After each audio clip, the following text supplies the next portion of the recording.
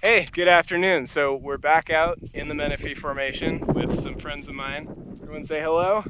Hello. That's Zane, Avery, and Amber, and we are standing next to a big in situ tree stump. So in situ means that the fossil has not moved from where it was buried, and in this case, this is, as far as we know, exactly where this tree grew. So it is growing up right out where it originally had been planted 80 million years ago, which is really cool. And today we're collecting samples from each of these, and so I thought I'd explain what actually goes into that. And the most important part of collecting fossils, I've showed you the actual process of it, the digging and stuff like that. The most important part is to collect contextual data. So what I've got right here in my hand is a slip of paper that we use to write down things like the GPS location, who collected the fossil, what time it was collected, stuff like that, so that when we get bags of stuff back in the lab, we actually know what it was that we picked up. So that is what we're doing right now, and we've got some fresh face field assistants to do it.